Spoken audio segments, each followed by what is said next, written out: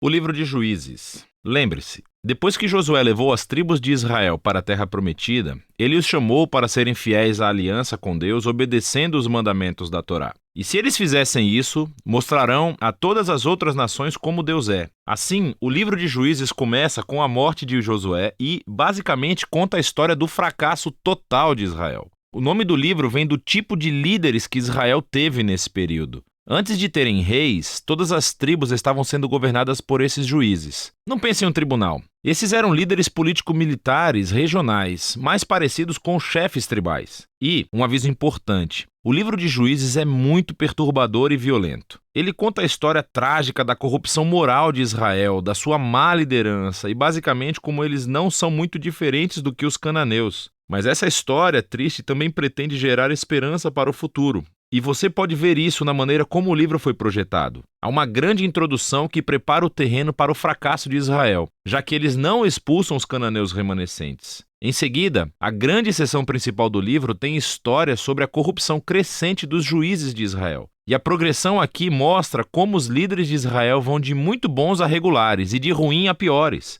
A seção final é realmente perturbadora e mostra a corrupção do povo de Israel como um todo. Então, vamos nos aprofundar e explorar cada parte um pouco mais. A sessão de abertura começa com as tribos de Israel em seus territórios na Terra Prometida. E quando Josué derrotou algumas das cidades cananeias principais, ainda havia muita terra a ser tomada e muitos cananeus vivendo nessas áreas. E assim, o capítulo 1 apresenta uma longa lista de grupos e cidades cananeias que Israel não conseguiu expulsar da terra. Lembre-se, todo o objetivo de expulsar os cananeus era evitar sua corrupção moral e a sua maneira de adorar os deuses através do sacrifício infantil. Deus havia chamado Israel para ser um povo santo, e isso não acontece. O capítulo 2 descreve como Israel tomou o lado dos cananeus e adotou todas as suas práticas culturais e religiosas. E é bem aqui que a história para. Durante quase um capítulo inteiro, o narrador nos dá uma visão geral de tudo o que está prestes a acontecer no resto do livro. Essa parte da história de Israel, diz o narrador, foi uma série de ciclos se movendo como uma espiral para baixo. Assim, Israel tornava-se como os cananeus e assim pecariam contra Deus. Deus permitiria que eles fossem conquistados e oprimidos pelos cananeus.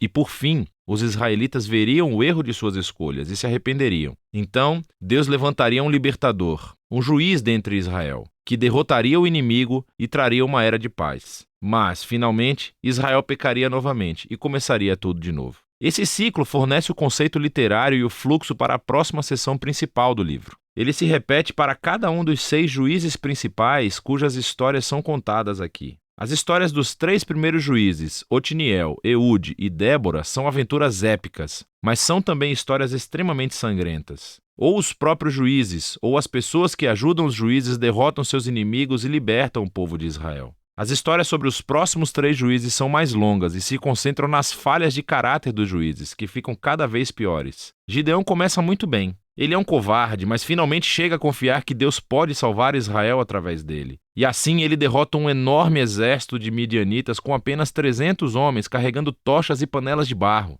Mas Gideão tem um temperamento desagradável e mata um bando de companheiros israelitas por não ajudá-lo em sua batalha. E tudo começa a piorar. Ele fabrica um ídolo com o ouro que ganhou das suas batalhas, e depois que morre, todo Israel adora o ídolo como um deus, e o ciclo começa novamente. O próximo juiz principal é Jefté, que é uma espécie de bandido mafioso que vive nas colinas. E quando as coisas ficam realmente ruins para Israel, os anciãos vêm até ele implorando pela sua ajuda. E Jefté foi um líder muito eficaz, ele ganhou muitas batalhas contra os amonitas. Mas ele era tão pouco familiarizado com o Deus de Israel que o trata como um deus cananeu e promete sacrificar a sua filha se vencer a batalha. Essa história trágica mostra o quanto Israel caiu. Eles não conhecem mais o caráter do seu próprio Deus, o que leva ao assassinato e à falsa adoração. O último juiz, Sansão, é de longe o pior. Sua vida começa cheia de promessas, mas ele não tem consideração pelo Deus de Israel. Ele era promíscuo, violento e arrogante. Ele obteve vitórias brutalmente estratégicas sobre os filisteus, mas apenas à custa da sua própria integridade.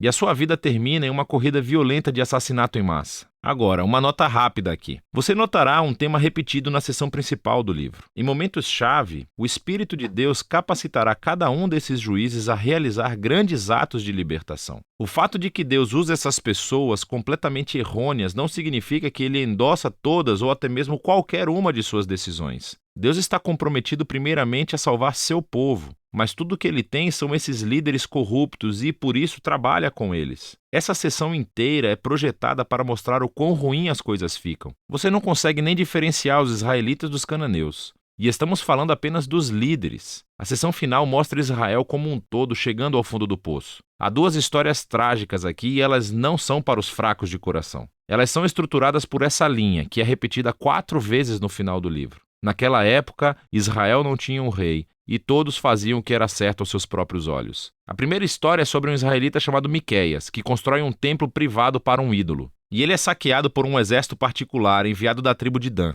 Então eles vêm e roubam tudo. E eles queimam a cidade pacífica de Laís e assassinam todos os seus habitantes. É uma história horripilante. Quando Israel se esquece do seu Deus, o poder e a força consertam as coisas. A história final do livro é ainda pior. É uma história chocante de abuso sexual e violência que leva à primeira guerra civil de Israel. É muito perturbador e esse é o objetivo. Essas histórias servem como um aviso. A queda de Israel até a autodestruição é o resultado de se afastar do Deus que os ama e que os salvou da escravidão do Egito. E agora Israel precisa ser libertado de si mesmo. O único vislumbre de esperança nessa história é encontrado nessa linha repetida na última parte do livro. Na verdade, forma a última frase da história: Israel não tem rei. E assim, o palco está montado para que os seguintes livros contem as origens da família do rei Davi, o livro de Ruth e também as origens do próprio reinado de Israel, o livro de 1 Samuel. Mas a história dos juízes tem valor como uma tragédia. É uma explicação séria da condição humana e, eventualmente, mostra a necessidade da graça de Deus para enviar um rei que resgatará o seu povo.